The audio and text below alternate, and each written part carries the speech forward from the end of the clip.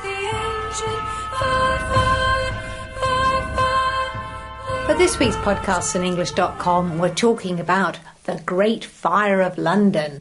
So, Richard, which year was the fire? 1666. And what day did it start? It started on Sunday, the 2nd of September, 1666. In the morning. Yes. And where did it start? Well, as every schoolboy and girl knows, in England, it started in Pudding Lane. Pudding Lane. Yes, Pudding Lane is where all the bakers' shops were. So how did it start? It started from a small spark from the baker's oven. So from the fire in the oven? Exactly, yes.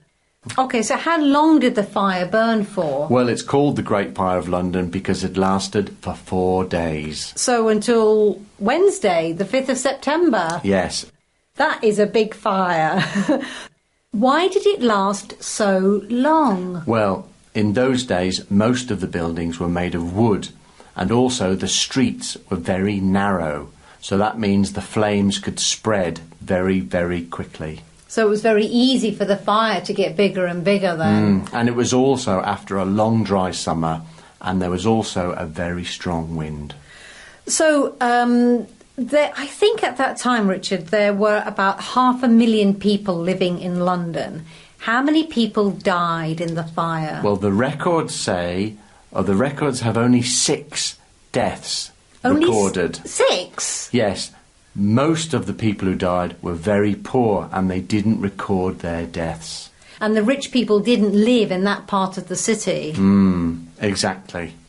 So how many buildings burnt? Well, as I said, it's the Great Fire of London. 13,200 houses. Wow. 87 parish churches, the original St Paul's Cathedral and London Bridge. And the original London Bridge. Oh, gosh. So, 4 days of the fire, Richard. How did the fire stop? Well, there was no fire brigade then, so people just used buckets of water. But they also used fire hooks to pull the buildings down, but it didn't really work very well. In London, because the fire was too big already. So what did they do? They decided to blow up loads of houses in the path of the fire, but also, very fortunately, the wind stopped as well. And then what happened next? Well, they had to rebuild the city, but they rebuilt the city with brick houses and also with wider streets. And, of course, we have a new London Bridge. And the new St Paul's Cathedral.